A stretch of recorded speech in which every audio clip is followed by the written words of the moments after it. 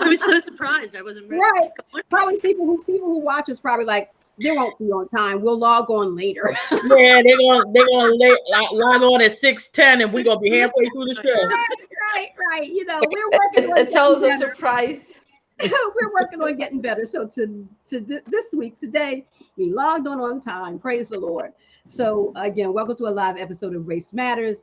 I am your host, Sharon Thomas, and I have three other wonderful hosts who will introduce themselves shortly. Our show is twice a month, the first and the third Thursday of each month. And we bring you situations, issues, matters involving race, because race matters. Get it? So I know each of these ladies. I knew them individually and brought them together as a collective because of what I knew about them and them having been in my life in different ways, and all of them having a desire to get their message across and a message about race across in love. That's our particular bent, if you will, talking about race in love, because we understand that oftentimes race is not discussed because people just don't have the wherewithal a lot of times to be able to discuss the issue of race, which is a very emotional and sometimes can be contentious issue. And so, excuse me, so sometimes people they have difficulty discussing this issue without getting angry and enraged, and it just, going left really quickly because of emotions. And we understand emotions can run high, and that's not a problem, but we still want to remain with a loving heart while we're having the discussion of race. We don't mind different opinions, as well as we don't mind getting angry, but you can be angry but still in love in how you express yourself. So we invite all opinions, but let's just share in love. And so I am the CEO and president of Portrayed and all the shows that are produced on that. I'm calling it a network because it is a network and will soon be a network, building my media broadcasting empire. And so all the shows that are produced on Full Life Communications are under that umbrella, under my umbrella. And I'm also a licensed professional counselor in the states of Pennsylvania and New Jersey. And it's a counselor where, lay on my couch, tell me your problems, that type of thing, as opposed to a different type of counselor, a lawyer type counselor. So, and I met Mariana actually in school, but she's a therapist as well. And so that's how I know her. But, she and the other ladies will share how they met me in a minute. And so I'm in private practice. And so part of what I do with the Full Life Communications Network on this show and other show is an extension of me as a therapist, sharing some psychological, behavioral, emotional insight to the issues that we discuss, and why things happen the way they happen, and some things that we can try to do about those things to make it better, as well as my personal opinion about different things and my experiences. So that's just a little glimpse into who I am as the executive producer and CEO of Full Life Communications. And now I'm going to turn it over to Mariana so she can introduce herself, since I mentioned you already. Sure. Hello, everyone. Yes, my name is Mariana, and I am a licensed marriage and family therapist. Currently in the last stage of a doctoral program, working on a dissertation, and it was the program that I met Sharon during one of the classes we took together. So when she invited me to join, I just, thought it was a worthwhile cause to be part of some. I'm excited to be part of these series of conversations we've been having. Awesome. Thank you, Mariana. Stephanie, take it away. I know Sharon from middle school and high school, and I am of Italian descent on both sides. I've had 2 careers in the media, one in advertising and one as a TV producer. So I thought I could take my skill set and help with having positive conversations and conversations that move things forward in a positive manner. So I'm happy to be part of this. Thank you, Stephanie. Rosie, take it away. Hey guys, I'm Rosalina Anderson. I'm from Camden. I grew up, born and raised in Camden. Met Sharon at our church assembly at Fresh Word. Got to meet her there. Really liked her, and then she at one point was having a something like this, but she was talking about the elections, and I had joined her and her other co-host before, so really enjoyed myself on it. So when she told me she was doing this, I felt really excited and wanted to join her.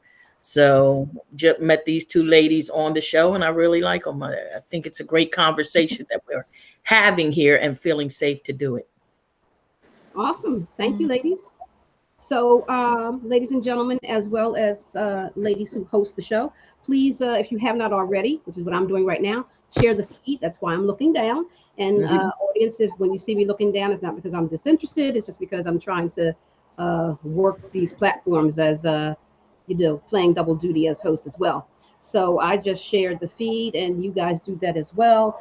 And if you have any comments, any questions, post them on the feed, and we will highlight them and read them. And if we can answer the question, we will. If you make a statement, that's fine. We'll try to read it all and get to it all. And we want to thank you in advance for watching the show and engaging with us on the show, because it's not just about what we think. It's not just about our opinion. We want to come together and build the conversation and keep it at the forefront of the conversation. Race matters at the forefront of the conversation because it's important for us to do that. It's always important because this is, one of the one of the most serious ills, in my opinion, of American society. And so, yes, we have made advances, but we have a lot further to go. And if we continue to not talk about it, we'll never get anywhere. Yeah. So one of our desires is to keep race as a part of the conversation, the healthy conversation. And so we want you to share your thoughts and your opinions and your questions if you have them on the feed. So with that being said, we have two questions of the day. The first one is, what did we learn academically about race, growing up, specifically high school? But if you have, other years of experience, that is more than welcome. We just talked about high school because as you're a little bit older and have learned some things or seeing some things. And so we want to have a conversation about that. We did start that conversation last time and we had a lot of traction with it. So we want to continue that part of the conversation. And our second question is, how has race been portrayed in the media yesterday versus today?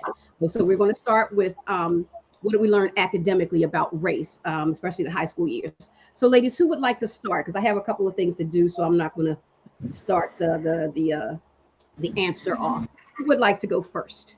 Well, I can go first, I guess.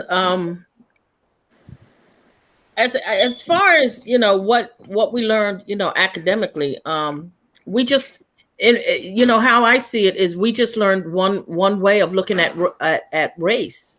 And, the teachings that we got had nothing to do with the multi-racial world, America that we're in. It was always geared to the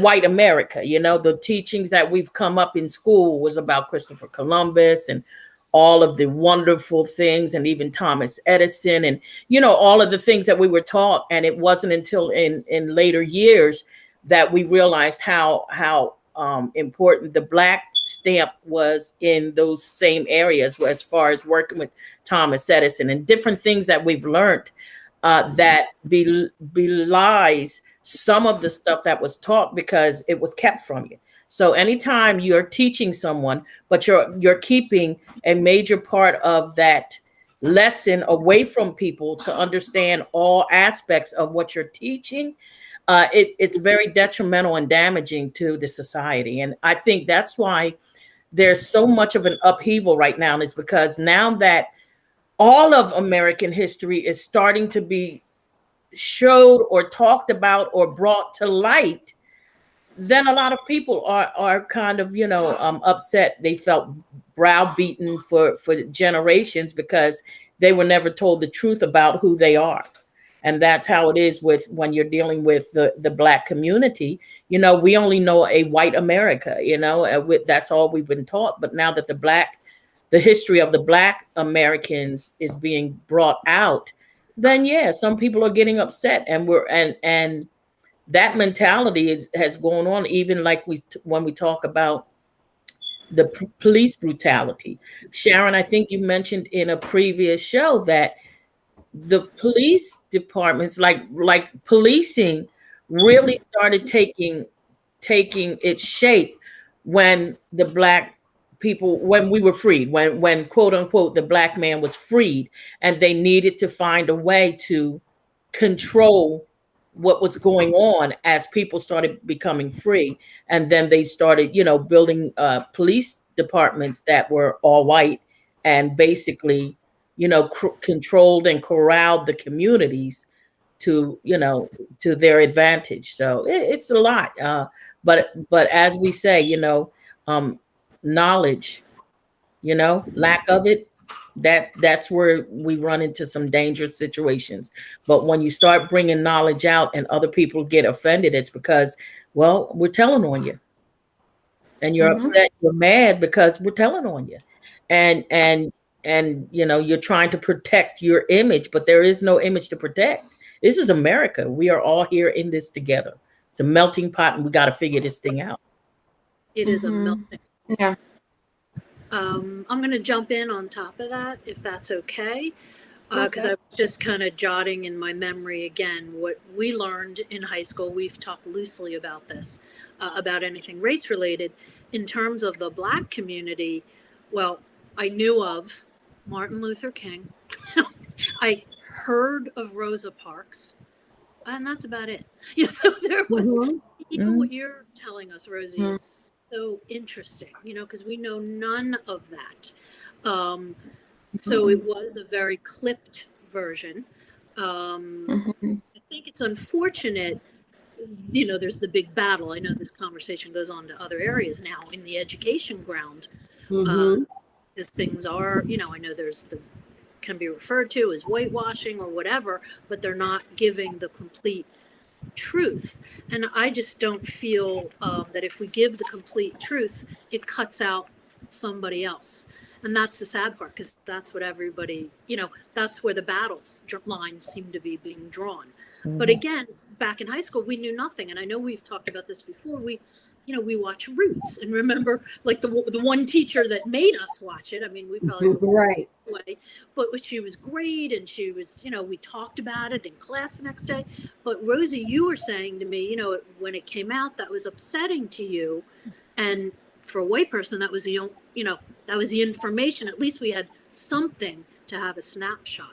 So I also wanted to understand, I have an idea, but about your feelings, Rosie, and I know Mariana, you're going to jump on this too, but I was curious about your feelings when things like that came out. Well, it's not only the feelings, but it's the reaction of people around me when I would talk about it, how it would be so standoffish or like, oh my God, here you go. They made you feel that what you were telling them was insignificant, and that it really didn't have a place in our conversation, So it wasn't only the fact that you saw how we were portrayed, and how the whole thing of us coming here, how it played out, how offensive it was, how your name, your birth name was beaten out of you so that you could take a name that they wanted to give you.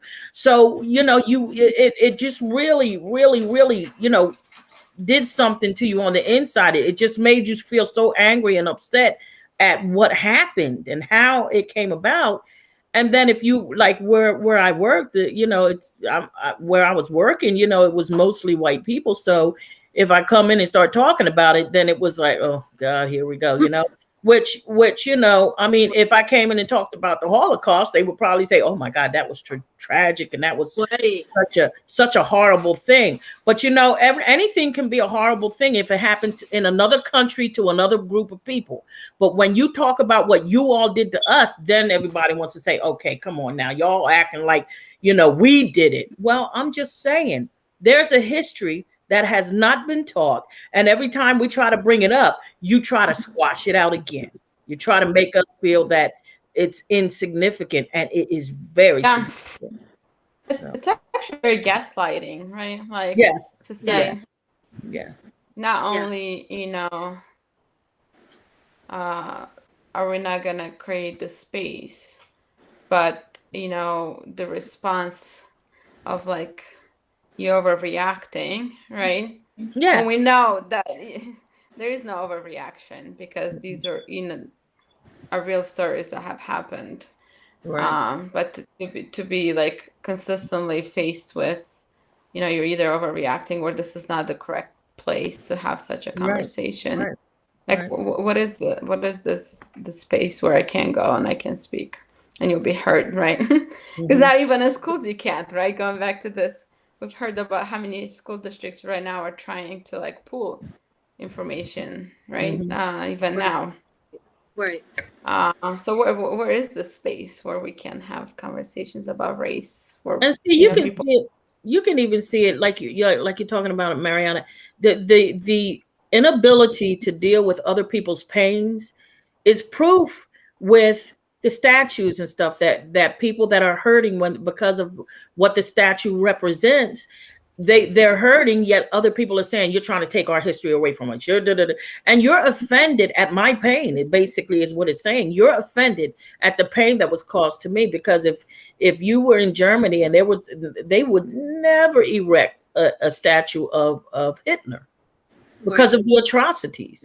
But Right. yet but it's shoved down our throats and we're told to swallow. And we're not. We're spitting it out. We're not going to. It's interesting Right, that right, yeah. it's interesting that you know the point you're making, Rosie, regarding it's our history, but it's the other person's pain. Mm-hmm. And when I say interesting, not that that's really a good word, but how come our pain isn't your pain? Mm-hmm. Right. That's the sad part about it. Right. Given what has happened, it's not like someone was slapped once and that's just it. Right. It was an atrocity, right? Right. People were murdered, raped, anything that you could think of, taken from their country, Mm-hmm. and everything, enslaved, etc. Why isn't that your pain? Because I know of any race of people that happened to that was not my race. I mean, I would Beverly. Sorry. like, Sorry, guys. like this is Right. outrageous. We need to do something. What I mean? What can we But do?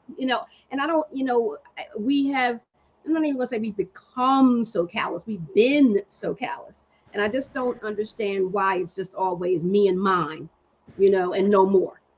It's very disheartening that we can't feel one another's pain. But and to add to this, and Stephanie specifically, this is a question for you because you're of Italian descent.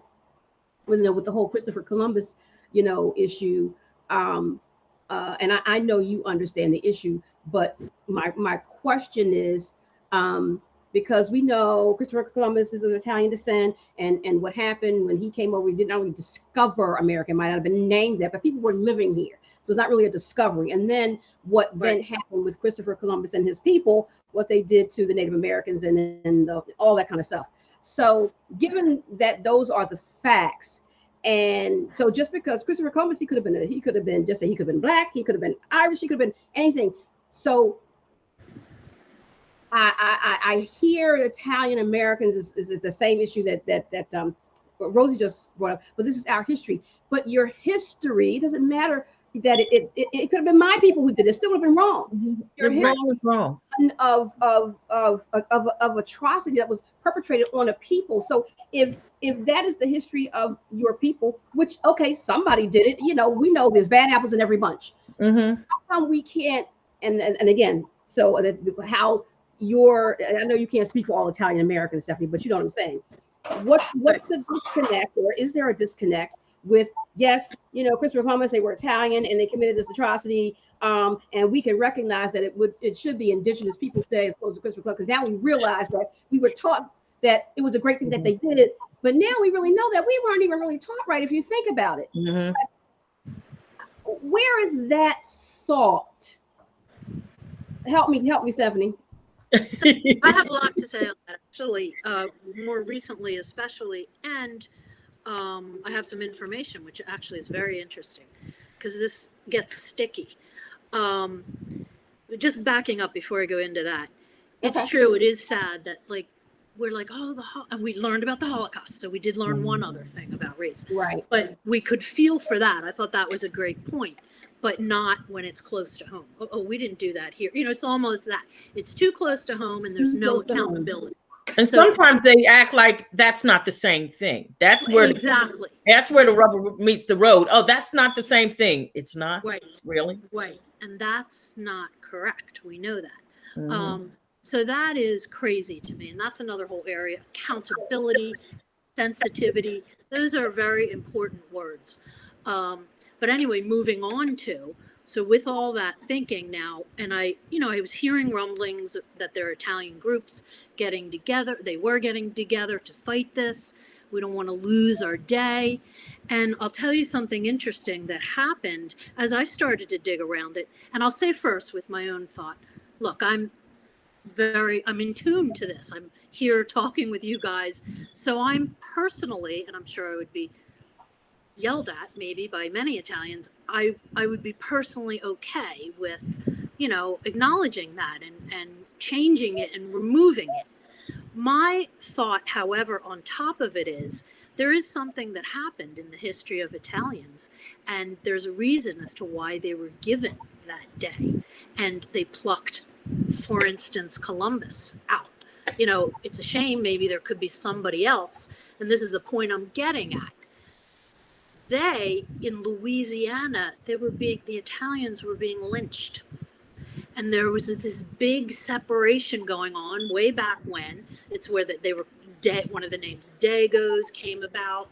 And to correct it, was it Woodrow Wilson, the president at that time, named Columbus. They gave them Columbus Day. They were giving back to the Italians who had that terrible treatment. Now, of course, not thinking through that this is the person who gave terrible treatment to other groups. Mm-hmm. They just kind of put that Band-Aid on it. So I can understand, now that does make it a little more sticky, but I feel like there are ways to resolve things like this.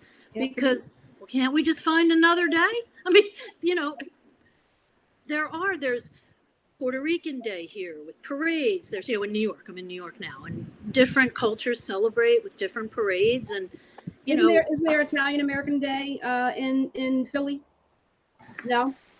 No Italian American Day. There's festivals, there's different days. Mm-hmm. So, yeah, why not have an Italian American Day? Right. My only thought was, I understand the sensitivity, but the sticky part is that was given to them because of these horrible lynchings. Mm-hmm. So in that case, just try to make it fair. And that goes back to like our history and learning.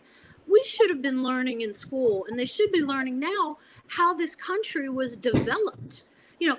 Slaves built certain things. It started there. First this group came in, then there were slaves, then even after, these right. groups came in. This is how we developed a melting pot. Exactly. So it is nice. It would be nice that each group has their day, because this country right. is made up of teams of people. So mm-hmm. I don't know if that answered your question in a long-winded way, Sharon, but that's it did. Just like what you just educated yep. me. I know yep. that. So why, and so I hear, let's, give, say make up for it, because you can't make up for it, but how we do, right? So let's give Italian Americans, a day to celebrate them with all they've been through. That sounds wonderful. Right. And and tell that story, and this is the reason why. Exactly. But you tell us Christopher Columbus' story, which is a whole other story, and you tell it wrong, right? Right. And then you make a day, a whole, I don't know, it's a whole thing for Christopher Columbus, right?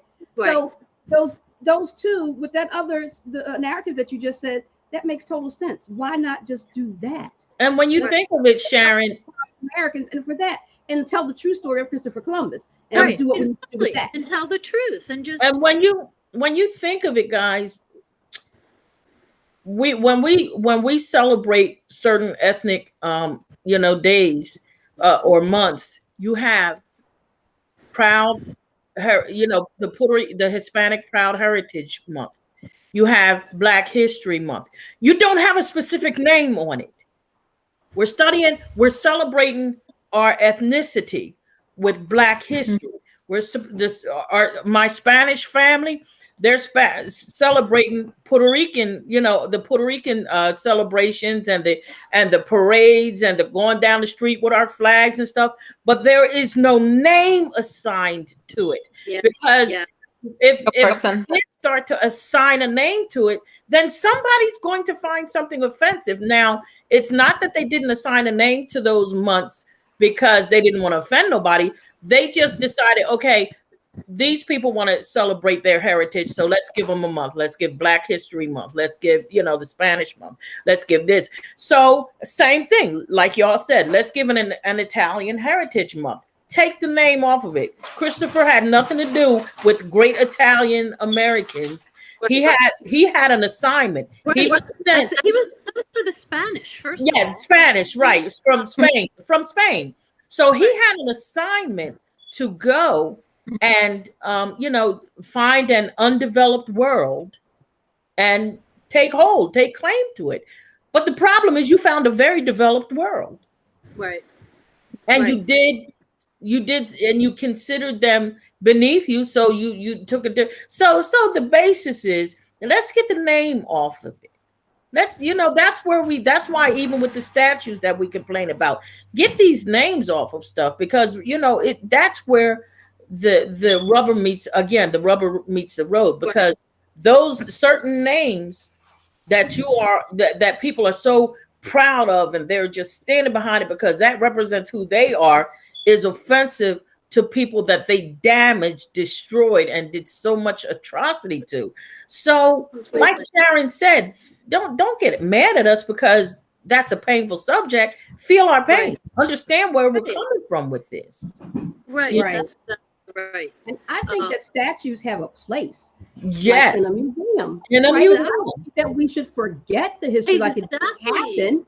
You know what I mean? So if there's a statue of Robert E. Lee, you know what I mean, and the Confederate flag, you know what I mean, put what he stood for and how it was wrong, and all of that on the plaque. Exactly. Put it in a museum, but out for everybody to see. Let's put our heroes. Those people shouldn't be heroes. Right. I would have done a museum, or even something cost efficient, like a big red scarlet banner. You know what I mean? Like the mark of, and then the learning is there. Yes. Right communication. We don't support that. And I think that would have been cost savings. It would have been learning. We keep what happened, The other thing, that's great. All the let's just say bad versus good. All the bad people in history are in scarlet. Well, because I was thinking of Scarlet Letter. That's funny. That's funny. That's funny. Like it just. That's why I believe, all this fighting about all these topics, when in reality, a lot of people, not all people, we want the same goal, you know what I mean? And they should be moving towards this sensitivity. That's why I always bring up that word. But I'm going to tell you one other thing real quick on the statue thing. I actually forgot about this, and this makes me sad. I'm going to be very honest with you. There's a Columbus statue in Philadelphia that's covered now. Mm-hmm. Yes. My father's name is on that statue. Really? And what they did was, I kind of forgot, they put some Italians in Philadelphia who had contributed so much to the city. So they engraved their names in the statues. So that's like terrible. Like, it's sad because, of course, they deserve to have the honor, but it's actually. So we should have a wall of contribution. Right, exactly. Right, It's those sensitivities. So I'm just kind of throwing them. I'm okay. I understand. You know what I mean? I don't. My family would agree. Maybe, I don't know. I mean, they're not like crazy about this stuff, but I'm sure they'll be sad if it goes. And one other note on that: the problem is with people acknowledging that Christopher Columbus thing, again, it goes back to they don't really know, they don't want to know, but they don't know all the background as to what he did. And in fact, somebody said to me last week, oh, Christopher Columbus, he wasn't doing anything nobody else was doing in those days. I was like, oh gosh. Okay, and even if that's true, it doesn't make it right. Exactly, that's what I said. No, It doesn't it matter. doesn't make it right. That's the point. It's like, that's like saying, ah, we're all murderers, or we're all. Right, exactly. Yeah, and that's why I said, you know, what I said earlier when I say people, yeah, that's why I said what I said earlier when I said, you know, people they get fearful and afraid because they think you're talking about them, and we're not talking about you. We're talking about what happened, and we're saying don't just share the history that makes you think great things, and it doesn't point out all of the history. If you're going to teach something, teach it all, because you know people can handle that. People can handle that, and those that can, it's only because they feel that it's a mark on them personally, and it's not. Right. It's just we're facing the reality of how America came to be who she is today. Right, that's exactly right. So we lost Mariana again. Yes, she's having a little bit of technical difficulty, so she's going to try and get back in again. One of the things, I can't remember who mentioned it earlier, but the psychology, the human psychology, right? Mm-hmm. You know, because someone, unless I'll just say, just use Black people, doesn't want to, you know, harp on the Italian Americans, but if someone in my ancestry, you know, before I was alive and all that, did something horrible, just you know, horrific, it does not reflect on me as a person. Right? I can admit that, yeah, you know what, that Black person in my ancestry was jacked up. They did horrible things, and they should have been in jail, or they should have been whatever. Thank you, but baby. That doesn't reflect on me and how I live my life now. Right. Story of X, Y, and Z ancestor and how horrible it was. But you know what? This is, you know, how I'm living now, to right or wrong as much as I can. Is something I didn't have anything to do with, but how I live my life now by sharing that, you know, what we've learned since then and how much we've evolved since then, and what I teach my kids now, not to do those types of things. And so there's a way to evolve from that. But when we deny our history, you can't change what you deny. And that's part of the problem we get stuck on, because that was our ancestry. That we have to say that we were all great. None of us are all great. There's bad apples in every. Nope. Let's just admit that. That's foundational. That's what all of knowledge. Right. Yes, bro. But it's true. Absolutely. People can't admit it, and that is the sad part. It's the blind. No. Right. And all of that race baiting, because what they do is they also, like, they make it like they don't want you to understand that I'm saying, listen, this is painful to us. They turn it and say they're trying to erase you. Right. They're trying to erase you from the history of America. No, we're not. We're saying, you know, there's some parts of our history that is very painful and we need to face it. But then they race bait by saying, no, they're trying to erase who you are and erase, you know. No, we're not. We can't erase anybody, because not one of us belong here. Right. So there's no such thing as erasing anybody, because if we erased everybody that quote unquote helped build America, the indigenous people will be left again, because this is their land. And it's an insecurity that, and I don't want to say it's unnecessary, but it's like, that wasn't you. You know, so we're not trying to say that you're a bad person. That wasn't even you. Right. You know, so asking for sensitivity at a minimum. An acknowledgement, and that's what blows me away. You know, and not only that, but again, teach the history. Exactly. That's the other thing. It's not only that, but it's teach the history, not the part that makes you feel good, but teach the history, not the part that feeds your ideology of what America should be. Teach the history. It's his story. It's his story of America and how she was created. Right. That's exactly right. And that's why even with the Italians and everyone, the ones who are fighting the Columbus Day, a lot of people don't know the history of that. I didn't know what, because I remember I was like, well, what did he do? You know, I thought it was Right, because right, he had slaves on the ship, but then I didn't, all the atrocities he Mhm. came. right. I was just like, oh wow. And you But know you what? just don't know.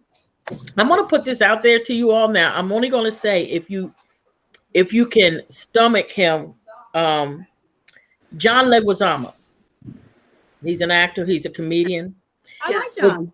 I like I him. love John. He's He's funny, funny. but his language is what I'm talking about. If you can stomach his Okay. language, Yeah. he did something in 2018 on Christopher Columbus, the Christopher Columbus coming to this land to, discover it, quote unquote, as he was sent to do.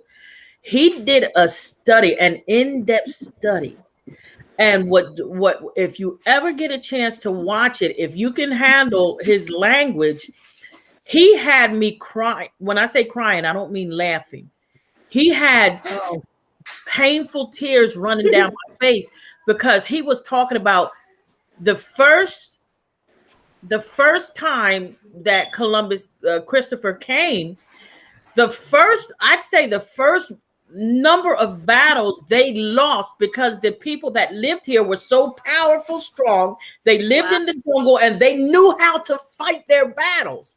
So never once could they could not be defeated for a very long time until they decided, okay, time to bring cannons when we come back.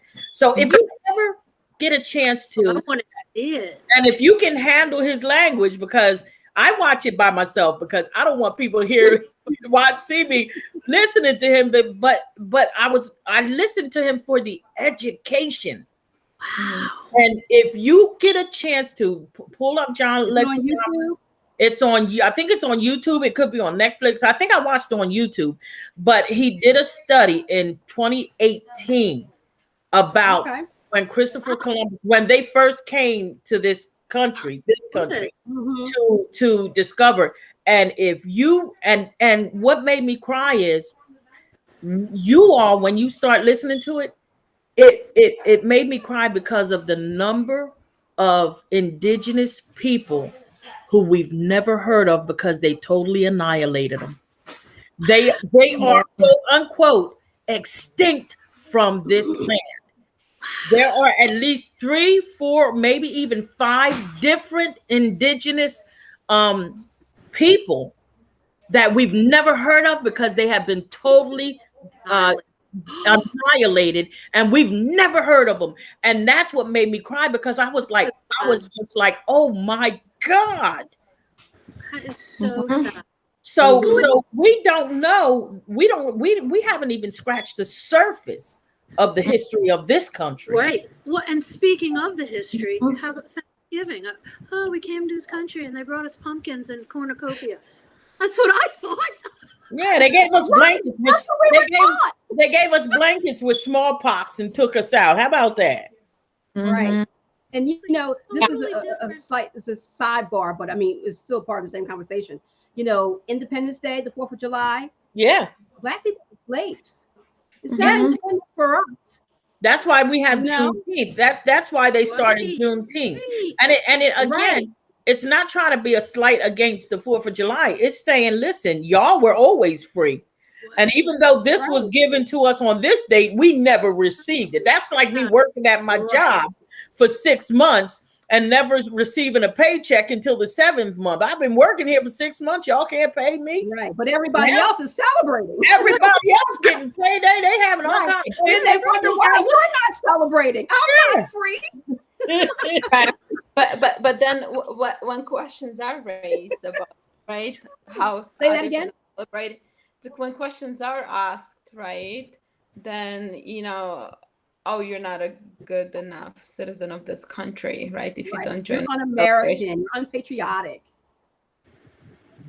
Or go somewhere else. Right? That is so distasteful when I see people saying go back to your country, because let's start with you. Let's start from the beginning. Let's all go back to our country, because not one of us belong here except it's so repetitive. And when you see it, and I think the reason we want to hit this is the only country Black people know. So That's Right. a misnomer. That's all we know. We are in our country because this is all we know. Taken African from- Americans. And I think the only reason we're still hitting it is because it's now so more prevalent. The festeringness of the disease of racial discrimination or ethnic discrimination, because I always hate saying racial discrimination because it ain't got nothing to do with race, because we are all one. So this ethnic divide is actually festering right now to a point.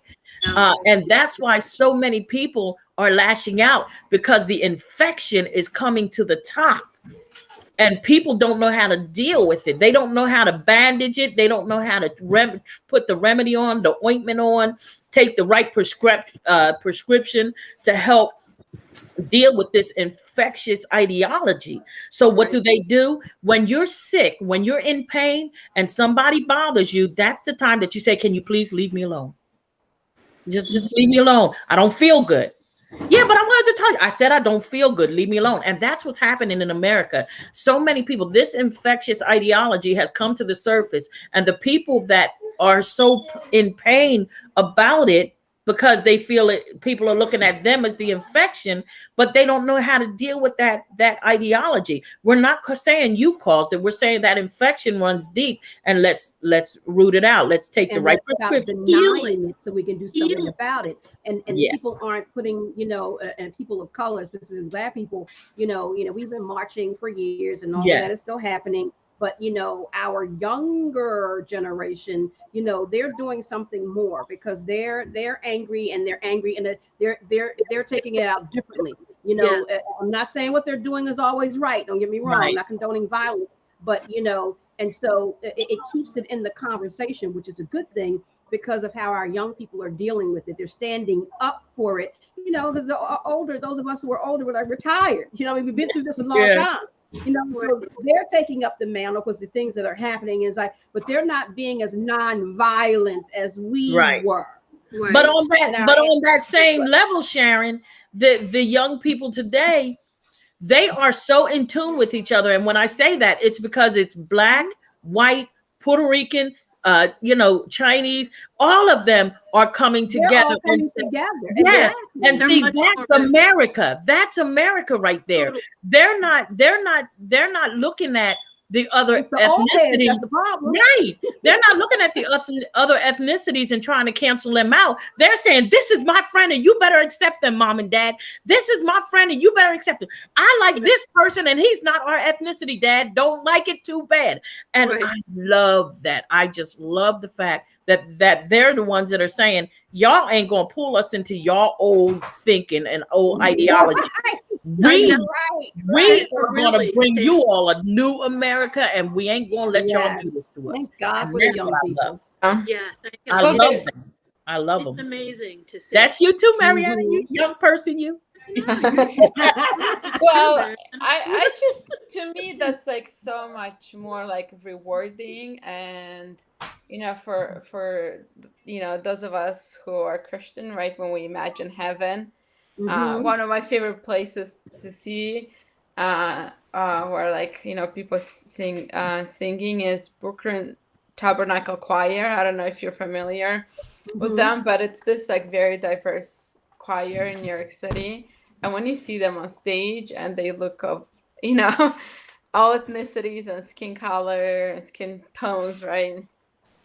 And they just, like all sing together. And I actually didn't know this until much recently, but apparently even economically, they're very diverse, from people who like are, either currently or have a history of like homelessness to like lawyers and doctor within that same choir too.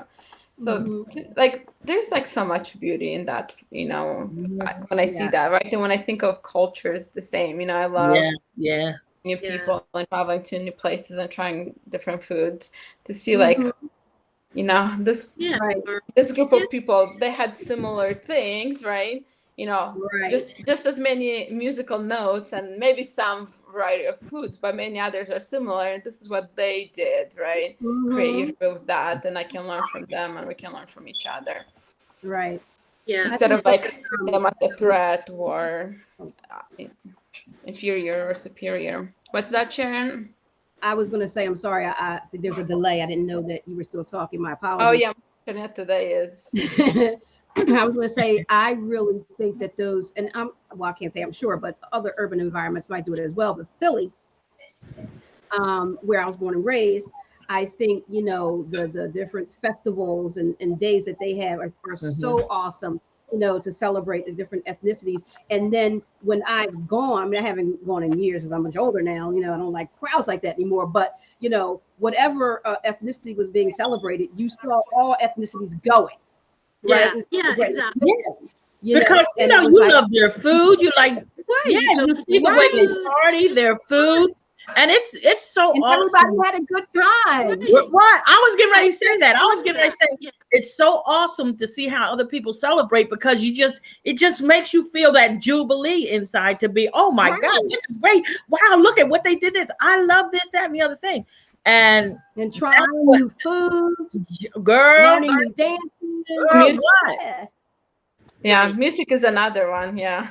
Yes. Music and it's true though. Like even going back to high school, I knew there were groups of people that I didn't feel that I could be comfortable sharing the culture of my foods in my culture, and just the fridge smelled to them, or of cheese they never knew of, which was fine, but they were not exposed to things like that. But I also, with certain groups, not with everybody, felt private about it because I didn't feel accepted. It was like one way everybody went. Right. So we should have our cultural ethnicity day, and get together and bring a dish or whatever. That'd be cool. And film it. Do it on one of our live shows. Right. Yeah, that's Why true. not? That's true. Why not? Exactly. We'll have a lot wherever we meet. We'll go live from there. Yeah. You can meet. We can meet over here. I have a large deck. If you want to do it outside because of the pandemic, maybe in the spring or summer of next year when maybe things are better. Right. Yeah, and just bring a couple different dishes out of each person's, whatever you make, Italian. I'll probably bring a couple Spanish dishes or whatever. Because Sharon, you can bring the. Rosie, remember we talked about this a couple years back when we did. I interviewed. That's why I'm bringing it up again. We need to do this. Mariana, I interviewed Rosie for the diversity class that we shared together. We had to do an interview. Oh, yeah. I interviewed Rosie. Yep. Okay. And we talked about doing this. Yeah. So it's coming to fruition.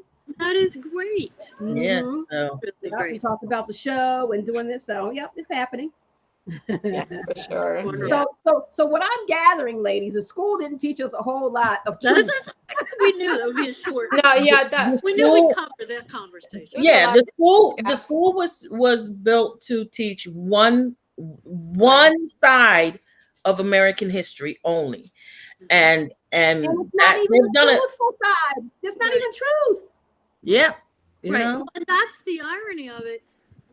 This fight that's happening, it's kind of like, this is what happened. No, this is what happened. Well, no, the same thing happened. Like, we can find facts. And I'm going to repeat something that I said when I was in elementary school, because the teacher got a little bit upset with me back then. And but my only questioning was, because I don't know if y'all remember them teaching about, when they were teaching about the battles and how the soldiers would beat the savages, and how the savages, like if it was a battle between army men and Indians, it would and the army men won, it was a victorious battle. But if the Indians won, it was a savage attack on the soldiers. And I asked the teacher, I said, well, I don't understand. So if they killed the Indians, they're heroes? Because they're killing kids and women and stuff. So why can't the soldiers be called savages? Don't you think the savages think the soldiers are savages? And then if the soldiers win and it's a victorious battle, then why when the Indians win, why isn't that a victorious battle on their side? I mean, who gets to tell who's victorious and who's not, and who's a savage and who's not? And the teacher was like, listen, okay, Miss Anderson, enough with you. And I'm like, Miss Anderson, nothing. I just need you to explain it to me. Yeah, I was like, I just need you to explain it to me. are they both savages, or are they both victorious warriors? Because You're so what did right. he saying? Like, and that's how it is presented. We're the goodies, they're the baddies. Mm-hmm. Notice? Yes. Well, not really. And I'm curious, And Rosie, for you to have thought of that. Like, was that something that came to you on your own, or have you like heard a different? Well, no, yeah, it perspective came to me on my own because I guess when I was younger, I just liked the way the Indians dressed, and I liked the teepee. I liked all of that stuff. And then when I always heard them saying that they were savages, I said, well, why are they savages? Why can't they be the savages? What gives you the right to call them savages? Because I like them. I think they got nice clothes.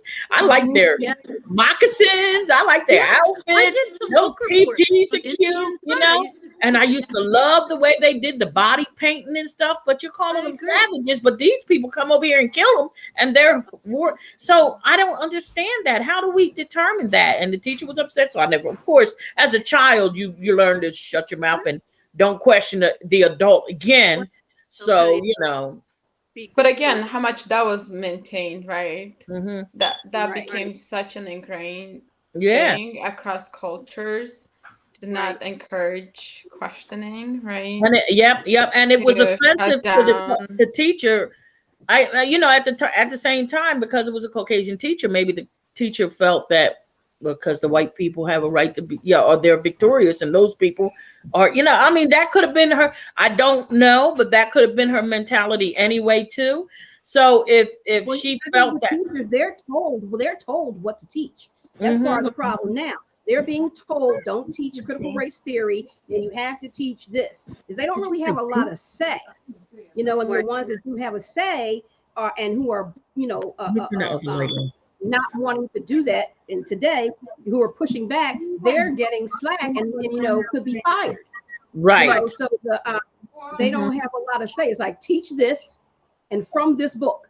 And this book doesn't say anything of what you just said, Rosie. No, it paints a glorious picture of very well, and even in now this is parallel with the religious groups, like Sharon. Okay, we went to a Catholic school, but we were brought up as learning about the Crusaders, and I might have mentioned this before. It was such a positive thing, Crusader, but it was like a bloodbath. They just killed the pagans, and pagan is a bad word.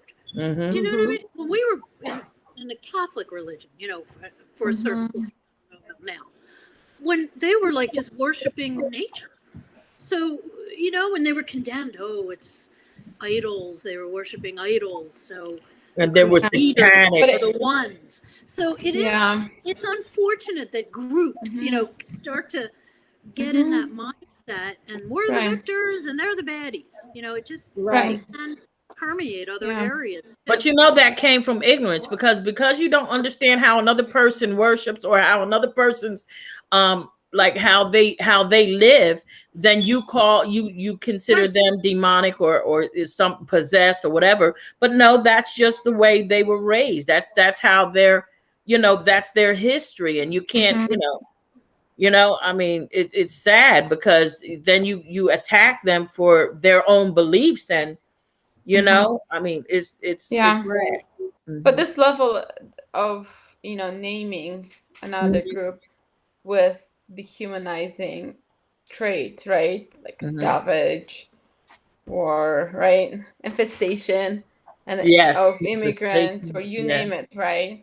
That usually is this first step, right, before genocides and other genocide, awful things that happen against you. You start by dehumanizing a group, which then gives you permission to treat this group as you think. And the new word to add to that, Mariana, is gentrification. That has to be added to all of that, because when you have a group of people pushing others out, that's what happened. That's how America was established, by a group of people coming and pushing the others out. So whether we like it or not, gentrification happened the day that Columbus landed here, because he started pushing people out and saying, this is ours now. We're going to redo it. Happening today. It's happening today. But they made it pretty. Gentrification. We know what that means. We know what that means. But they made things so high, only a certain portion of people can afford it. Certain people can. Living there before. Yeah. And still, that is horrible because, like even in the gentrified area, Sharon, and I'm quite sure all of y'all know, if I'm living in an area that was gentrified, my house is going to be at least $50,000 to $75,000 less than the other person's because of my ethnicity. I will never be able to get the price for my house that a Caucasian person would get.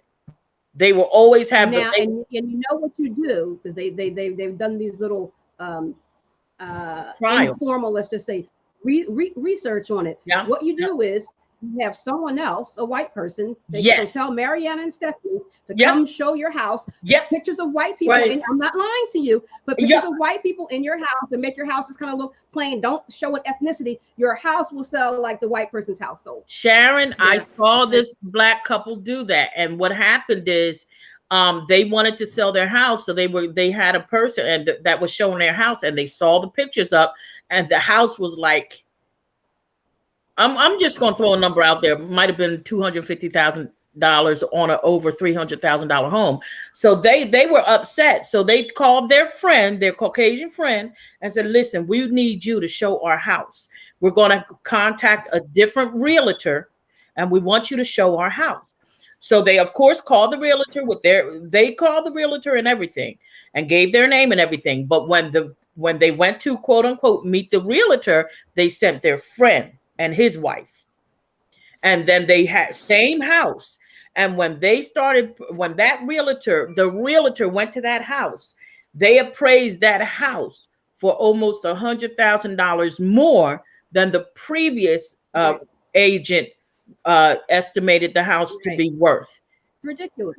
It's ridiculous. Yeah. Unbelievable. So it's not that people are mad and are just trying to cause trouble. This is still happening today. And if we don't address it, we're going to be back in the 60s again and 50s. Right. If we don't address it now. Stop being in denial. Bottom Right. line. Mm-hmm. Denial. That's true. Yeah. All right, Having ladies, we're gonna switch to our next question. And our next question is, how has race been portrayed in the media yesterday versus today? And that's a lot right there. That's a lot. I'm just going to hit this real quick. I want to hit it real quick because all three of y'all are way more educated in a lot of this, the human services. But I'm going to hit it real quick. The bottom line is the way it's different today than it was yesterday is now Black people are seen as victims. Instead, back then they were always seen as criminals. But now the way that that the news and everything is actually because of having social medias and having cameras ready, available, and doing live footage of things happening, now the victimization of people of color has actually been seen by the world. So the media part of it went from calling calling the murders and the atrocities that happened to people of color, and now that it's being seen, now they're actually being seen as victims instead of criminals who were taken down, or somebody that was doing something wrong and the cop had every right to do what they did because they weren't following the cops' directions. And now the media is showing the truth of what's and I'm not saying 100% of the what happens is negative, but I'm just saying now we're seeing a large portion of how much of it is actually, cops out of control, people having issues with people of other ethnicities. So now that the news and the broadcasting is showing everything as it's happening, now it's getting changed. Now, of course, the prosecution is slowly moving toward properly, charging cops that are really out of control and have a race issue, have a race problem. It's slowly moving toward actually prosecuting them because there's such a protection of police officers when they do wrong. But that's my take on it. Social media is finally, and the news is actually able to get footage of what really happened instead of what somebody said happened. So that's my take. Rosie, that's one aspect of it, which is a growth point, if you will. However, the media still, so let's say a white guy does something, black guy does something. The black guy, black guy, that's true. 5'7", dark Yeah, that's skin, true. hoodie, whatever. And then they're going to show his criminal record, right? Yes. Whereas the white guy, college educated swimmer, was, whatever glorifies him because he's white, even though he's wanted for something. Just in this case, the laundry, the one who allegedly probably killed his girlfriend, right? I was gonna mention like that. I was watching I think it was I don't know, was it a comedian? I don't want to say Dave Chappelle, but he was just like missing, like they have laundry missing. If it was a black guy, they would have said fugitive from justice. You know what I mean? On the run. You calling him missing? He probably killed his girlfriend. But if he were black, you would have said, wanted. Right.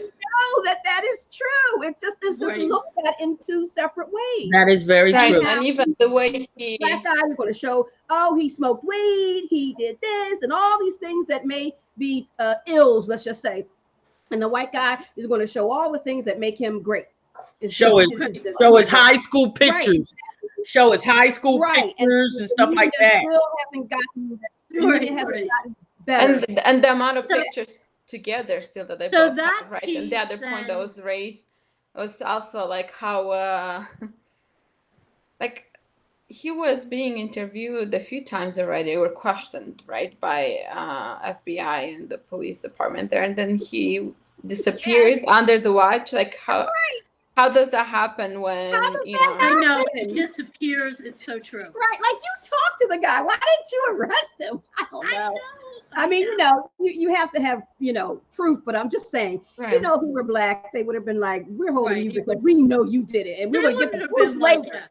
We know where he is. Right, and then, there's so many examples. The January 6th insurrection. It blows my mind that those people were allowed to just go home. They were allowed to go home, and now the police have to go find them. I know. Listen, if black people had stormed the Capitol, killed people and done all that stuff, first of all, Sharon, we wouldn't have got a half a block away. Lined up with guns. Someone would have been dead. They would have been all hauled off to jail. It's just amazing. Yeah. They wouldn't have gotten a block away without having. They wouldn't have been able to leave. They wouldn't have got a block away because they would have had all kind of police and stuff and gear ready for them to come down the street, like they did when Trump walked across to a church and held the Bible upside down. And look at what they did. Right. Shot tear gas. With Black Lives Matter, protest. When you protest somebody getting killed. Right. I mean, you're talking about. And they wouldn't have a problem with it being called an insurrection if it was Black Lives Matter, At all. They did what they did, it was, and police officers getting killed, you're pro-police, but you're going to kill police officers. But if it was a black person doing it, I mean, can you imagine where we would be if black people stormed the Capitol? Can you imagine? The election would not be certified? Can you imagine how many bodies would have been laying in the street?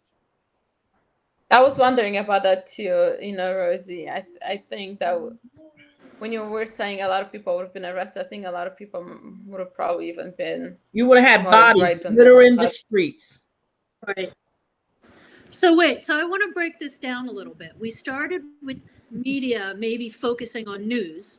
So Rosie, you were thinking, okay, some of it's better because we're seeing real things that we couldn't see before. Some from social media, but at the same time, it sounds like what's the same in terms of if it's a criminal case happening, it's still a little unjust in presenting. Well, yeah, the reason I was saying that is because still like now that a lot of what's happening is being brought to light because of social media and things like that. Still, the way that they're handling it is still. It's like they're walking on eggshells as far as prosecuting bad cops, not the good cops, not the awesome cops that are out there. Because oh my gosh, I see so many good cops, especially even living here and going through Camden and seeing them. How the cops treat people. They're not. It's you don't see what's happening in other places. It's like, what is wrong with these people? Why are they doing their job in fear or expecting the negative. And they, because of that, I guess the protecting of police officers, they're still walking on eggshells as far as prosecuting them. When you see it, you're watching how out of control the officers are, what the words that are coming out of their mouths right there on TV, and yet they still won't prosecute. Oh, well, it's an investigation. Okay, first of all, if I walked in my job and I started talking like to that way to my boss, they would have the cops there escorting me off the property. I will not see that next paycheck. I'll get the last couple of days I worked, and that's it. So why are they so protected that they can't do the same thing? Listen, officer, you were out of control. You called that man to this, that, and the other thing, and you said you're going to strangle him and this and that. You're fired. You're fired. Right. You're not coming back. And this is a bigger topic too, right? Police. Yeah. And that's like another whole. Right. But I'm that's all the whole beast that right. But I'm trying to think about the differences specifically beyond just the news. Right. Like also your home. Yeah, I saw her. I'm asking the questions because I know, or some of my Black friends, or even TV shows I've seen interview where when they were growing up, they said they would all run into the room if there was a Black person on TV or something like that, on a sitcom or something.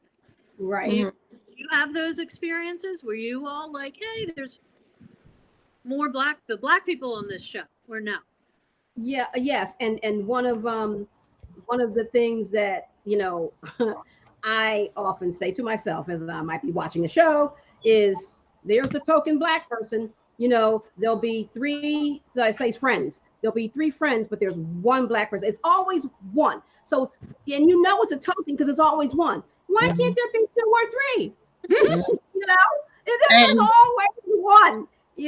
And so yes, sometimes when you're watching the show, or just like when an all Black show, so like when the Cosby Show was out, or other things, just like, whoa, it's a Black show with all Black cast. This is like amazing. So we want to watch it because we see people like us, and it's a positive representation of us. Just regular everyday life. And it's like, so we're going to watch it because it's like we don't get to see these types of shows. So everybody watches it. So and I'm, of course, I can't speak for every Black person. I'm generalizing. Every Black household is watching because like we don't know when this is going to come back again. And you know what, Sharon, on that note, I think I was saying this to somebody recently, but when there is a show and the featured person that is like that, the featured people on it are Black people, that show might have 2 seasons and then that's it.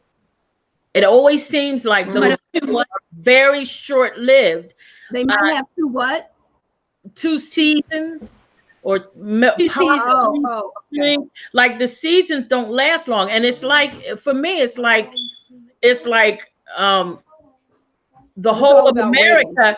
It's not palatable for so many people that have watched the history of America TV shows where white people were the rich people. They had everything. They controlled everything. And the Black people were the employees or drug addicts, the drug dealers, the violent people, and this and that.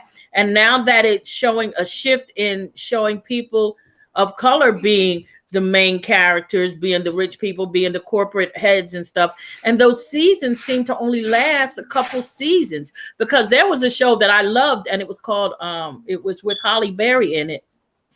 And she was a scientist. I can't think of the name of it, but it was only 2 seasons, and it was kind of science fiction, and it was funny. I enjoyed it, but it was only 2 seasons, and I'm like, why did that end so quickly? But then it's always like that. It's like anytime the main characters are predominantly people of color, the seed is very short-lived. And I have to say this, and maybe Sharon, I don't know if you all can.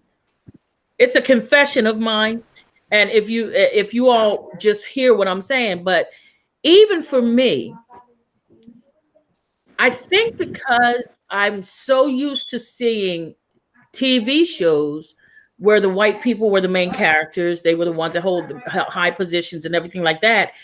It's This is a confession of mine. It's hard for me to get into a TV show where the main characters that hold the businesses, corporations are Black, because it's not showing it like it. The reality of what America has been for so long.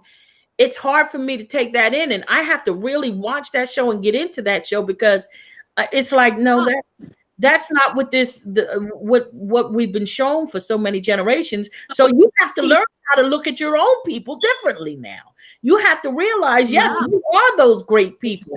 And it's been a struggle for me to watch shows like the new shows that are out and stuff. I can't even name them because I don't even, I can't even think of half of the titles, but I hear people say, oh, y'all watching this? Oh, this is so good. I'm struggling to get into it because that's not how we've been portrayed for so long. And it's a learning process for me to be able to watch them shows and says, yes, this is how we are too. I don't know. That's a good point, Rosie.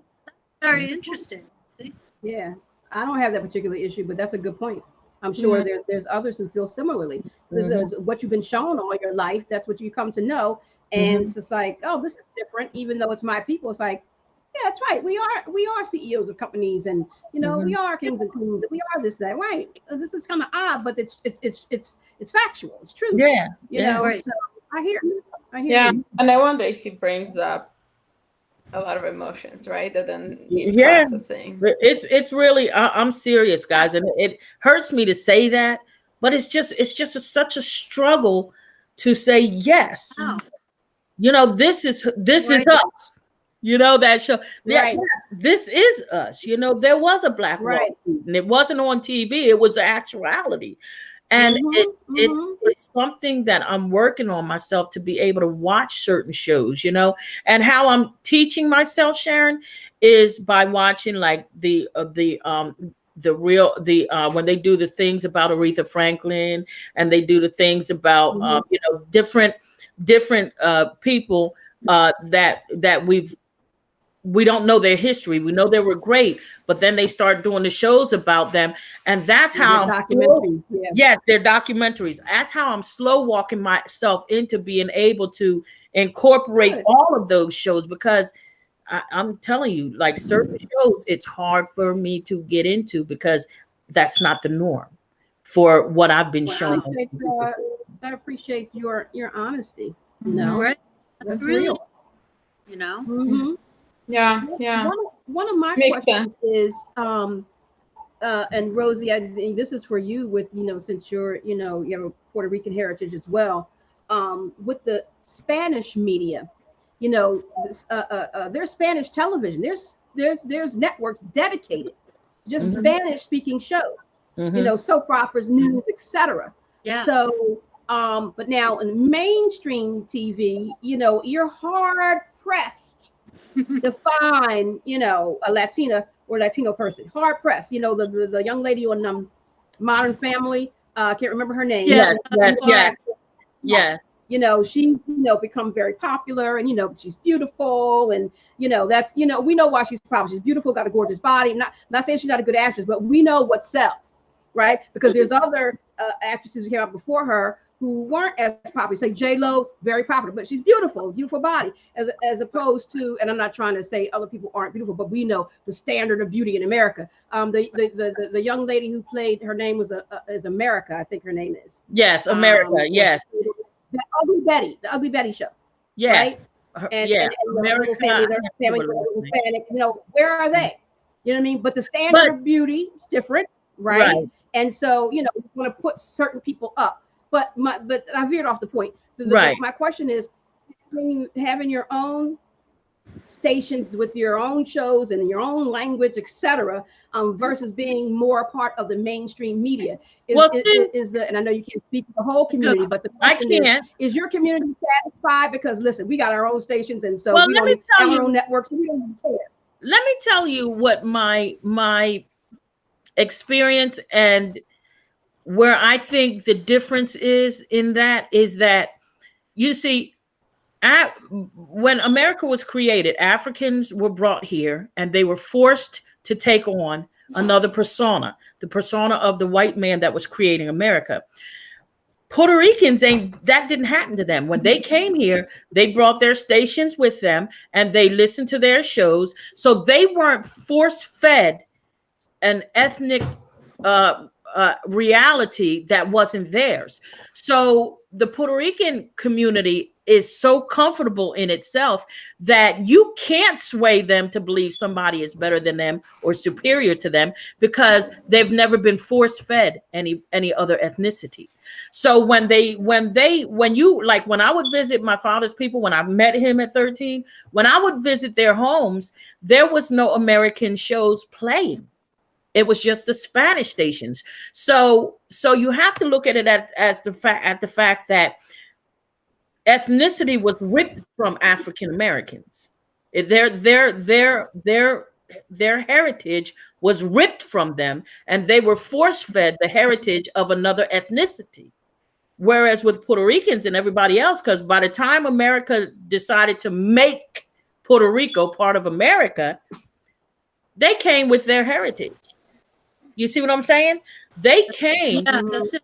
and They're they never lost who they were. It was stolen from Africans. Who they were was. So are you saying that because of that, and therefore not seeing Puerto Ricans or other, Spanish speaking people on mainstream television, it's no big deal because we got our own? Well, yeah, that's what I'm saying. See, you say don't see them on mainstream television, but they did see themselves on mainstream television because they only watch Spanish stations. So just right, but that's not mainstream television, though. But we know what them, mainstream television in America is what I'm saying. Right, but for them, that was their. We say I understand that point, but that's not my point. Yeah, right. My point is, you know what mainstream America television is, right? Right. Yes. Because we don't see your people there. Is it bothersome, or is it not? Because listen, we got our own network, so we don't. That's it. That's exactly it. I think there's they don't watch. They only watch their stations.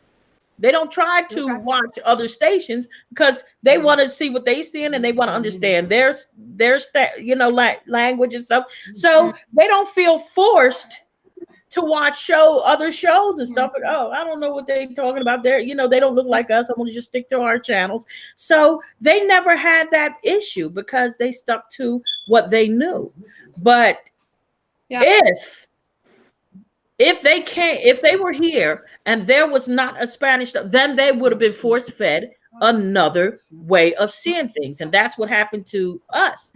Whereas for them, they never thought about watching anything else but their stations because they didn't understand English at the time. Right. So I think language did play a role in many cases. Which I think that's a complex one, and I wonder if it matters from community to community, or even more specifically, country to country, because each Hispanic group is different in its own, right? However, from my experience, because I actually did watch a lot of Spanish TV. I didn't know English for a while, and I knew more Spanish. And sometimes I say I used to, but I still do. Honestly, like even this past week, I watched some telenovelas. They still have a lot of European-looking actors on screen, and a lot of the native.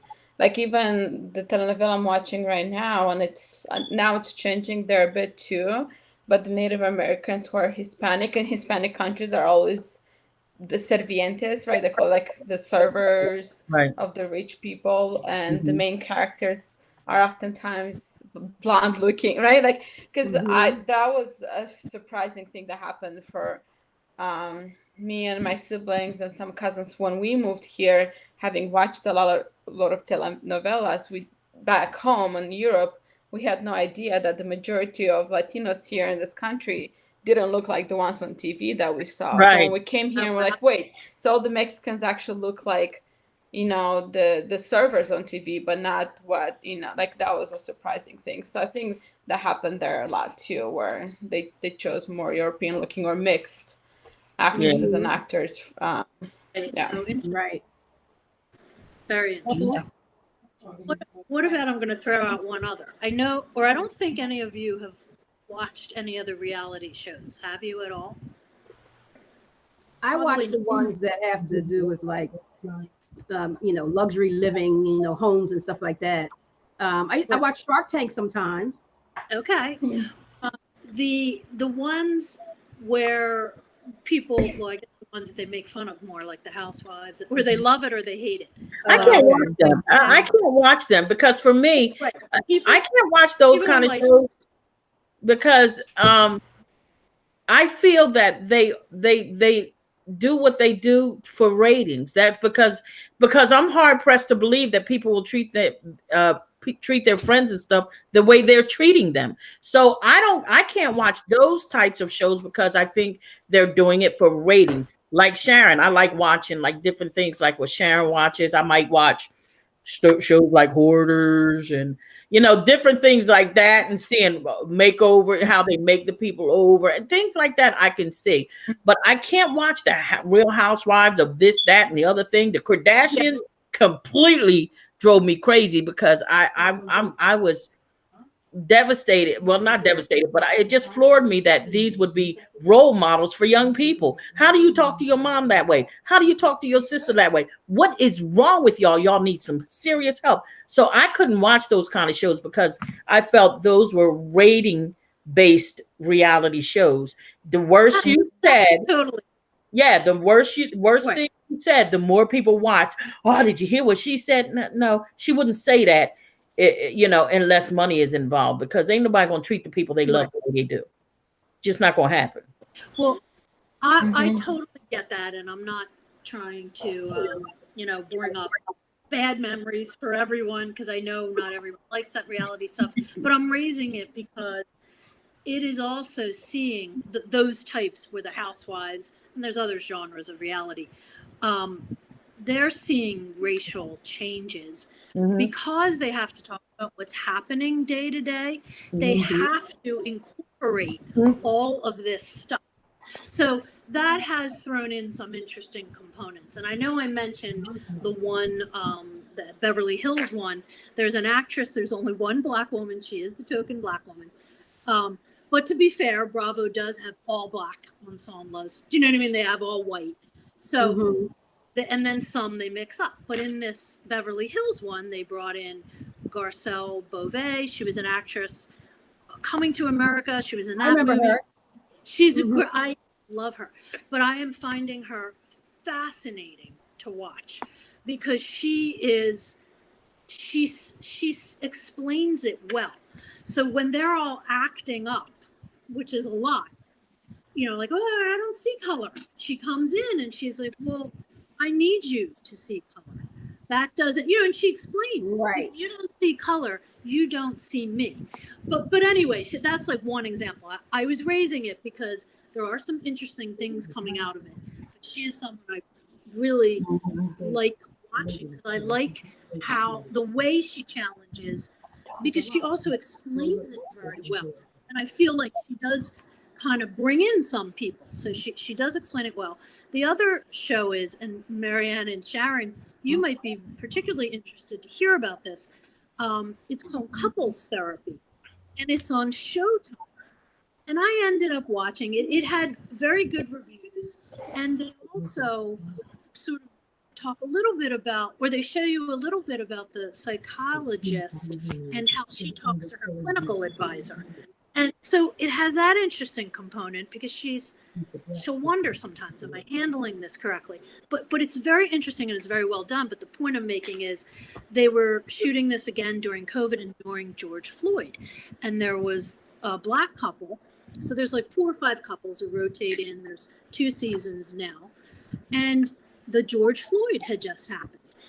And she asked him about it, and he was having trouble discussing it. And his wife she's half Puerto Rican and half Black. She was kind of half understanding it, half not. No pun intended that it was half. And she also always wanted to go to the frou-frou restaurants. And he was trying to explain, I'm not comfortable. I feel like they're treating me. And then the psychiatrist says, because you're Black? And he said, yes. But So I have found that component of like when it's really capturing it, fascinating. And that Yes. one, I found it so interesting. And the psychologist, she was even like, I'm white. Do you feel comfortable talking to me? So they really tackled, but a lot of subjects. But I would be curious. I know you two have so much to watch. What your opinion would be from a psychological standpoint, and then from some of those things that are happening. But that's what I just wanted to throw it out there. I know think you I don't. saw one episode of that show, Couples Therapy, because I thought it was a movie. And I didn't know what I was watching. And then, I guess like a commercial or something to say Couples Therapy. But then I thought the movie was called Couples Therapy. But then I was like, but they're staying in this session the whole time. I wasn't sure if it was acting. So I think I saw an episode, but I Unsure, right? What it was. love stuff like that. Because I don't know if you all know, HBO years ago had a show called In Session. It was either In Session or Therapy. I don't think I Yes, saw it it. was right. But that was acting. It wasn't real, like somebody wanted therapy. But Right. it was good nonetheless. So the same. So I think the same. It did it come on every day? Well, whatever it was. It was every Monday. But so he would see the same kid every Monday or whatever, and the same couple every Tuesday at whatever. So it was a really good show, and he had his own supervision as well, as we all do. And because he had some feelings from one of his clients, one of his female clients and whatnot. So we had to talk about that in supervision, So, but yes, of course, I find those shows fascinating because that's what I do. And very well. that part of reality, absolutely. And the fact that what you brought up with what Garcelle Beauvais is bringing to that reality show, because, it's a sign of the times, the conversation of the times, that if it's going to be real reality, exactly. Right, we need to bring in what's happening right now. And that's a big part of the landscape of America right now, that conversation about race. So it's good to hear. I don't watch those shows, but it's good to hear that they're really bringing in reality. So, people can express. Right. And so I would imagine, how we talk about, we talk about this issue in Love. I would imagine for ratings purposes as well as for reality, right? It's causing some issues, because emotions, I'm sure, are heightened, right? Yes. When these conversations are taking place. And now maybe people who once liked each other, maybe now they're not liking each other as much. Right. And you know what else is interesting too? She says things like to them, have you ever been in a room where you're the only person of your kind? And they're like, yeah. And she's like, well, try it for your whole life. And she said, I'm the only Black person in this white group. And she explains, like, that's not easy. So again, I am at least appreciative with all the zaniness and all that reality brings us. Some of those things are coming through. So I think it's going to be interesting to, see the rest of it and how it all unfolds. Yeah, it is. I don't know if you all remember the first, and I don't know if this was actually the first reality show, but it was a long time ago. They still have it though. MTV's Real World. Yeah, right.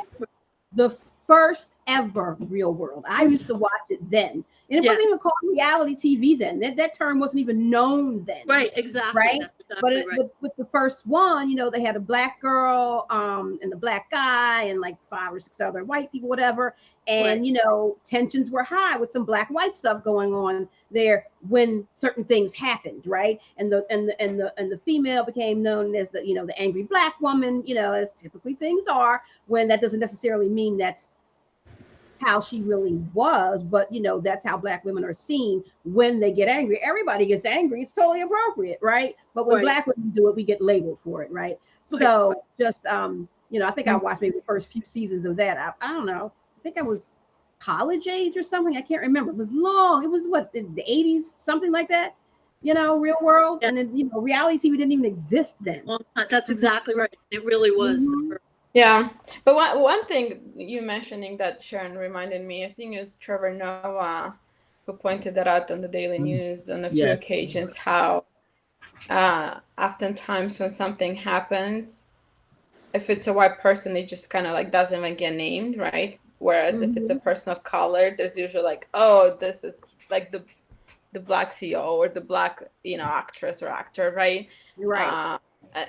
And as a result of that, even like when there's a crime committed by a person of color, how oftentimes that's being presented as if that's a representation of the culture at large. But when a white person commits a crime, we don't see them as a representation of white people in this country. And not only that, Mariana, a lot of times it will be portrayed as they've had a hard life and their father died when they were young and this and that. So they They have try a mental to health explain. issue. Yeah, they try to explain why this white person went off the rail.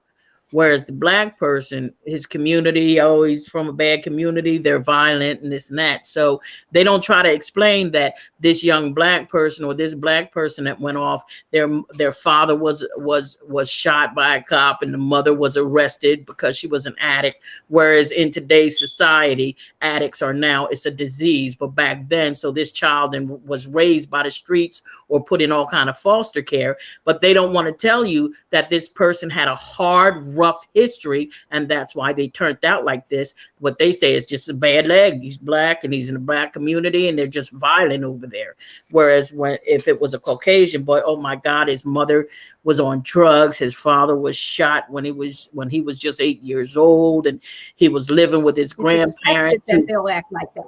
Yeah, you just create a scenario on why this young person did what they did. And this other aspect, you explain why they did what they did. They're just violent.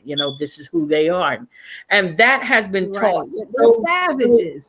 That has been taught so long that's why if a black person walks down the street, a white woman will grip her purse up, and if a white guy is walking down the street, that same white woman won't clutch her bag and hold it to her body. She doesn't think he's going to do anything. But if you see a person of color, you're going to walk across the street, you get nervous, you think they're going to do something, you're trying to figure out, okay, am I safe? Yes, you're safe. You're very safe. If anything, if somebody attacked you, that black person is probably going to jump on them. So we got to change this ideology and we got to see each other for who we are. We're all great people. We're good people. And sometimes we're good people who have run into bad circumstances or bad situations. And that doesn't define that may be what I did, but that's not who I am. It just happened, So.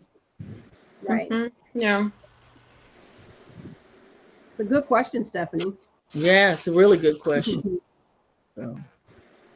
So any other comments about media, ladies, before we wrap this up? No. Yeah. Well, one thing that I wanted to highlight is and it's a complex one, right? And I think there's ambivalent emotions for a lot of people surrounding this. But so the question was partially, changes over time, right?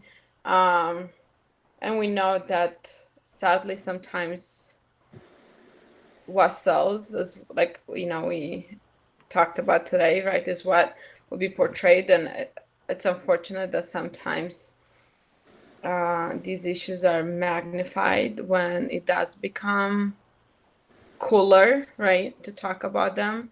Where were a lot of these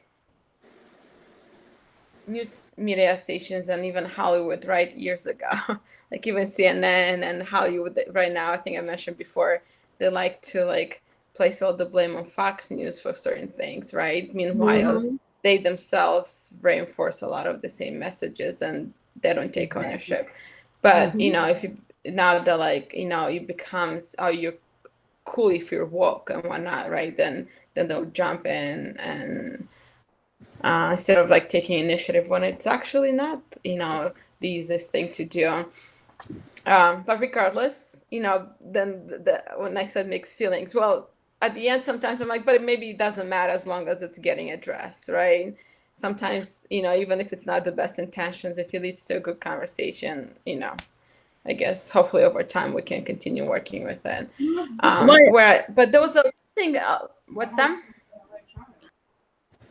I was getting ready to say, like, you all understand this, but they do say that the first part of healing is acknowledgement.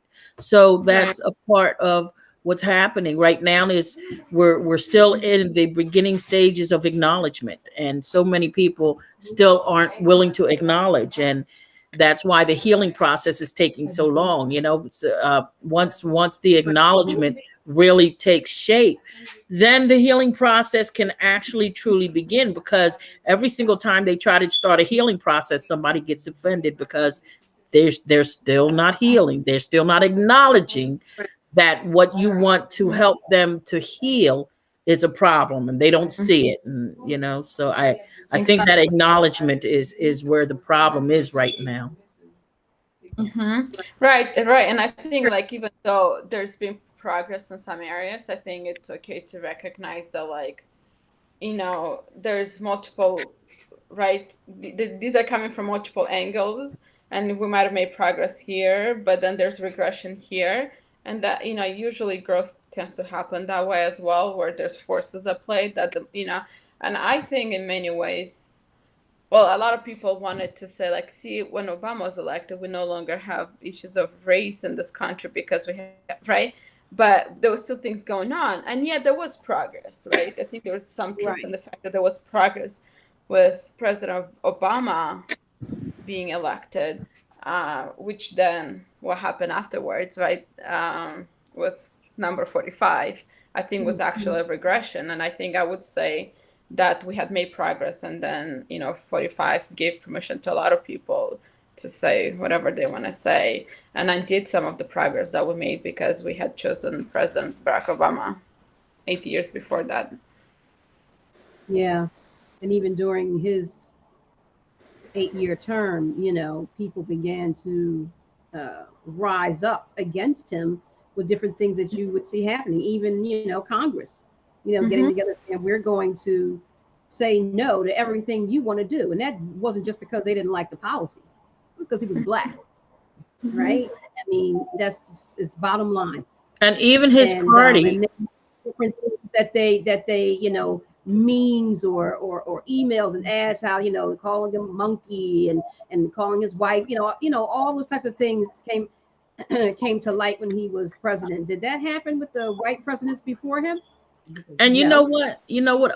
Also, Sharon, the other part is that the Democratic Party started to do their jobs out of fear, because they saw so many white people rising up in anger and frustration that they, in my opinion, they stopped backing him 100%, because they were afraid that if they backed a lot of what he was doing, then the people that were rising up against him would now be against them. And I think, he couldn't do as much as he wanted to, because the fear of the Democratic Party to follow him was their fear of the white backlash was more stronger than their support of who he was and what he was trying to do. So Well, we also didn't. The Democrats didn't have the majority either in the Senate they and didn't House, have and the that makes a majority, difference. right?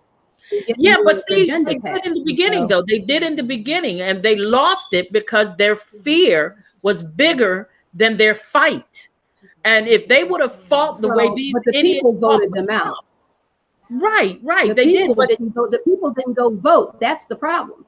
We they vote in the did. general election. We didn't support him and go vote in the next election in order to make the House and the Senate. You know what I mean? Right. To remain, say, overwhelmingly Democratic. So Mm-hmm. I mean, maybe not the four of us. We slept on that because Mm-hmm. people didn't vote other than, and I'm generalizing here, just saying the black Right. community, right? Right. We vote in Exactly. the general election if you vote at all, but the other ones, there's voting other times. And we have a much better understanding of it now, collectively, the black community, because of what has happened. And now, with social media and everything, all these things are coming to light. You can't just vote in the general election and expect your president you voted for to be able to pass things, because he can't just pass things on his own. Right? He needs, the House of Representatives and the Senate of people who are the same party, especially since there's hardly any bipartisanship, right? And so now people are understanding, I got to vote other times in order for my president to get his work done. We weren't always we 4 here, and me and you, Rosie, but all of us weren't under that understanding because we didn't know how the political process worked. But now we're becoming more aware of it, knowing that we have to go out and vote in every election. You know what I mean? In order to get certain, our person, let's just say, agenda passed. Whoever your person is, doesn't matter, Democrat or Republican. That's just how it works. Mm-hmm. So education is the key to many things in life. And if we just same thing with everything we're talking about here, if we're going to turn a blind eye and deny, our history, because our history, there's one American history. There's no Black history, no white history, no Spanish. It's American history. And there's one truth. Just That's right. one. There's one set of facts. Right. And they're easy to list out. So Right. I don't know what the big. Exactly. And until we get up under the facts and stop being in denial and want to tell us, put a spin on the facts, we're going to stay in the same place. We're going to be stagnant, and we're going to be teaching our younger generation, just like we were misinformed, we were miseducated. We're going to continue to do the same thing, but maybe even worse because of what they're in. See, before I think it wasn't a true ignorance. Now it's I know and I want to dupe you. Yeah. Right. See, before this is what we learned. We thought the whole thing. We thought this is what we were being taught. It was just ignorant. We didn't know. We know. Oh, Thanksgiving, Cornucopia. But like you said, now it's. But like you said, now it's now. Oh my God, this is crazy what we've been taught. Like you're saying, now it's intentional misleading, and so it's intentional that they steer it away that they want it seen. Right. Stephanie. See, hear no evil. No evil. See, hear, and say. With the CRT, they have it. They're even making, because they know people aren't going to look it up. They're spreading lies about critical race theory. They're spreading lies about it. It's not even what they're saying it is. They know people aren't going to look it up for themselves. They're just going to believe what the media tells them. It's having basically is what we're saying. It's having a conversation about the facts that happen. Yes. Basically, that's all it is. Right. Yeah. And so and the what they're saying, oh my God, this burns my sneakers, is because it's going to be offensive to the white kids in school. No. Really? Period. Really? It's going to be offensive to the white kids in school. I'm sure the white kids in school have been offended about other things. Right? Sure. It's not going to be the end of life. But if we can all have a conversation about it, they might not be offended because one, they know it's not them. They're not doing that. But maybe in their history, like all of our history, there's bad people. But we learn from it. We learn to have a conversation, and they know, like, hey, this brother and sister sitting next to me, like they're cool. We're loving on one another. So, but we learn our history is just like, well, we don't want to perpetuate that, so we're not going to. It's the old heads. We are just A lot of these young people are great defenders of their friends, and they're not going to let their parents' ideology cause them to treat their friends any differently. If anything, it pushes them in their friend's direction, and they get on a battle about their friend. No, you can't treat them like that. That's my friend. Why you acting like that? So. And I posted a thing on my Facebook page of these young people protesting. It's like, but we want to learn about critical race theory. We want to have the conversation. We want to know what the facts are. And what's wrong with that? That's real teaching. Right. That's exactly right. Oh, that's my spiel. Any final thoughts, ladies, before we close out tonight? Nope, it's almost my bedtime. That's all my final thought is. My only thought is I wish I had my hair cut today instead of tomorrow, but that's... Are you going to get it cut tomorrow? Yeah, yes. Okay. Are you going to get a whole new do or just a little taken off? Just a nice little trim. I'm so used to the COVID days of cutting my own hair, as you can see. Okay. I'm trying to break the habit. Like I put it on top and I snip, as you can tell. So I'm trying to get a little more groomed. So I just thought I'd share. Okay. So you're going to a professional tomorrow? Is that it? Yeah. Well, good for you. All right. Anything from you, Mariana? That's all. Thank you. That's all. All right. Well, thank you so much, ladies. I always enjoy talking with you. It was a great conversation tonight. And we are on the first Thursday of November, which I believe is the 4th. I believe it's a Monday's the 1st. Yeah, so the 4th of November, we'll be back. And, join us then, ladies and gentlemen, with another topic. We're not going to share what the topic is. We want you to be surprised, but we'll post it on Facebook so you can start thinking about joining the conversation and what your thoughts are. So for now, we love you. God bless you. Have a God weekend. 2 weeks till we see you again. We love you. Shalom. Good night, everybody. Night. Good night.